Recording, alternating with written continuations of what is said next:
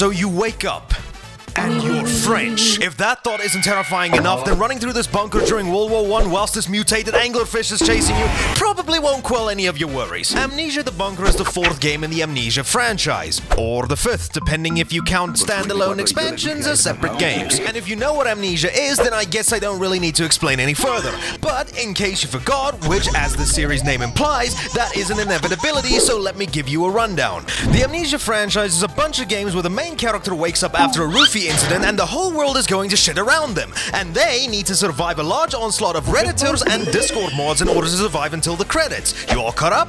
No? Well then play the games instead. They're cheap and they're good, except for this one. But take the concept of all of those games and give you the Second Amendment. Yes, in terms of gameplay, Amnesia the Bunker is pretty much the exact same as the previous games, except this guy is fed up with hiding and wants some action. You have access to a revolver, grenades, traps, and even a euphemism for sex. And I know what you're saying, and this goes back to what I mentioned in my What Makes a Good Horror Game video. Usually giving you guns in a game like this or any other means of defense is a one-way ticket to just becoming a Doom knockoff. But what if I told you that Amnesia the Bunker is probably the only game I've played that actually does this right? Why is that?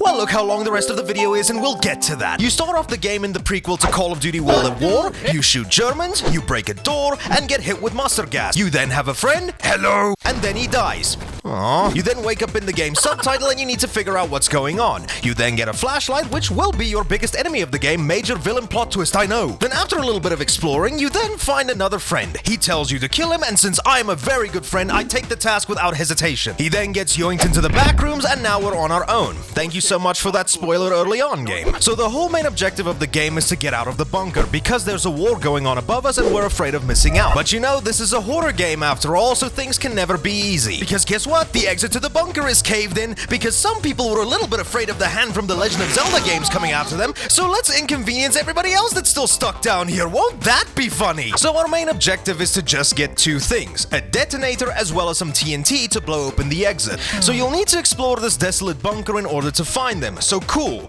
you got your objective, so now do it! Let's talk about the game a little bit. First of all, the game does and succeeds at what all Amnesia games are well known for. This dark, oppressive atmosphere. Corpses are riddled all over the place. Every environment in the bunker is unique and instantly memorable. And each place has its own story to tell, whether you attempt to put everything together yourself, or if you just pick up notes from fallen comrades that tells you the story anyway, because fanfictions are cringe. And these notes are great for filling in what MatPat will probably make a video on in the future, or to give us hints on how to finish your objective. Like finding out where the communication room key is by telling you to pillage one of your friend's beds, because he isn't going to be needing this at all now, is he? And in terms of the overall gameplay, if you've played The Dark Descent or Rebirth, I don't think there's really much different here. You open doors by pushing and pulling your mouse, you're able to creatively come up with new solutions by just interacting with stuff in the environment, like blocking off holes with whatever you can find, or throwing items to create distractions and stuff. It's really what I love frictional games as games for a lot. You are genuinely a part of this world that they created, and if you can think of something, you can probably do it. Even ever since back in the Penumbra games, this was a staple. You can even use a shovel to break the fabric of space and time,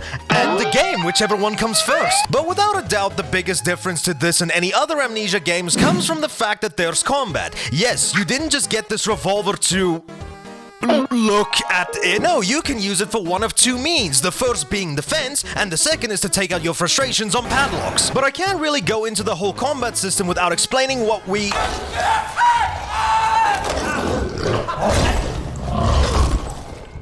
Oh, just in time. This right here is your sole threat in the entirety of the bunker. He's actually called Grimace the Grinch, and much like the actual Grinch trying to steal Christmas, Grimace here will steal your life. I mean, that's kind of what an enemy in a horror game is meant to do. What do you think he wants, your pancreas? Now, besides being that one meme of that one puppet show most of the time, when Mr. Grimace shows himself, that's when shit tends to get real. You either run for your life, or hope whatever you have in that gun will be enough to put him down for good.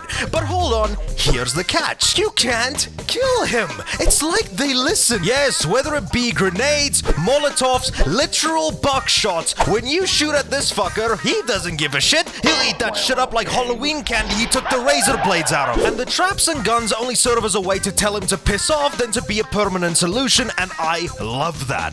And to further drive home the fact that combat is probably not the best idea in this game, the guns have as many bullets in them as there is electricity in this fucking bunker. Yes, aside from doing puzzles and finding key items, you're gonna need to be doing a lot of exploring just to find items to help aid you in your survival. Whether that be stuff like bandages to heal you after you take damage, items that you can use to craft other stuff with, like the aforementioned molotovs as well as this torch, and some of these items are found in this locker room over here that you'll need to gain access to by finding dog tags on your fallen comrades that show you the combinations to said lockers. But the two most important things you'll be needing to find in this game are ammo and fuel.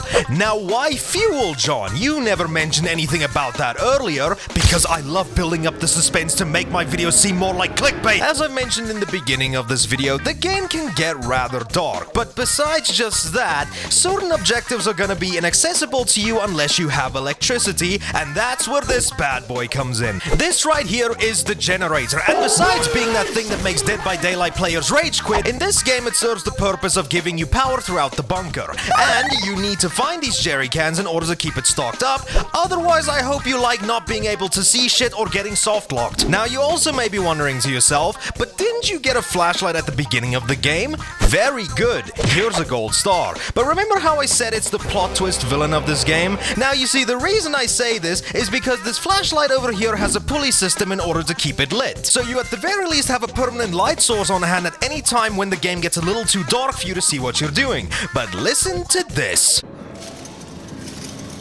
Yeah, that's a noisy little noise. So why is that a problem? Do I really need to explain it? In yet another brilliant choice in this game, sound plays a massive part in creating the fear and tension, because Grimace over here is very sensitive to sound. So for every door you break, for every glass you shatter, doing any of that will make Grimace beeline straight towards you. So with a flashlight like this that makes as much noise as a Happy Meal toy car, even the one thing that can help you out the most in this game can also be the cause of your death. So rather keep that generator up and running. But alas, even when you do that, things can't ever really go your way now, can they? Because when you fill up the generator, fuel is something that tends to run out. It's like my patience at a convention line. So in order to keep tabs on how much fuel you have, you need to use the stopwatch you pick up right next to it to see how long the generator is going to last. And do you hear that?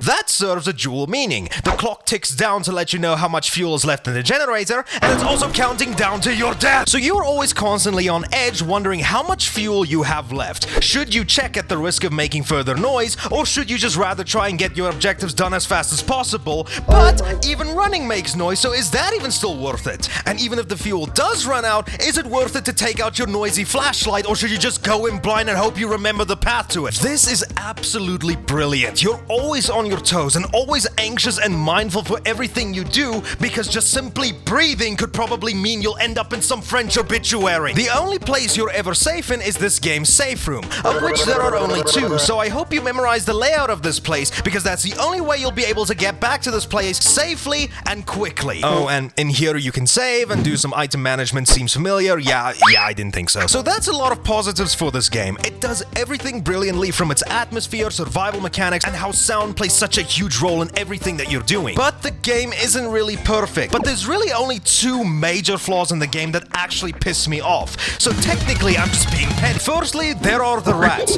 These things just absolutely suck. They're a proverbial roadblock that serves nothing but to get in the way of you and your objective, and possibly to give you salmonella. No matter if you try to run past them, jump over them, or just sneak past them, these little shits are gonna take a bite out of you no matter what. The only thing you can do is to use a torch to keep them away like you're playing A Plague's Tale, or by killing them with things like grenades and stuff like that. And I don't really think I need to explain to you why that is a problem. And secondly, spoiler alert here by the way, for those of you who actually care, I'll allow you to skip to this point of the video, and no, I'm not pulling a funny on you like I did with my last video. Also go watch much that I really like Mun. The final boss is a confusing mess that took me and my chat close to an hour to actually beat it. You can't kill it, you can't just run past it to the exit, so what do you need to do? Make him jump and mantle onto a ledge, pop a cap in the bitch's skull while he is mantling on the ledge, and watch him how he plummets to go save Beatrice. Now the solution to this fight seems easy on paper, but to save you and me both time, just go to this spot on that video and watch how me and my buddy really racked our brains trying to figure out how to finish this. This was me after finding out the solution.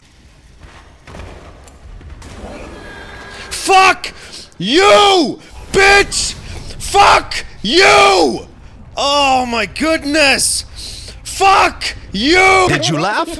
Good. Now leave me alone. But other than those two blunders, both of which was just probably me crying because I'm terminally online, the game was just an absolute masterpiece through and through, and I loved every single second of it. And the best part about beating this game, once you finish it and you decide to come back, every single thing will be randomized. From the codes on the dog tags to the placement of key items, everything will be fresh when you decide to load it back up again. There's even a mode for custom stories, but I'm not a writer, so I don't care. But hey, I'm pretty sure some fanfic writer must be nutty. I'm gonna stop myself right there before I take these jokes a little bit too far. So, all in all, can I recommend Amnesia the Bunker? Why, yes! In fact, I can recommend it 100%. The game's atmosphere, gameplay, and mechanics all just work so well together, and if this is the direction that they're gonna be taking the Amnesia franchise in the future, oh my goodness, I'm very excited to see what we can get after this. There's even a few things I didn't even mention, like in the gunplay, like...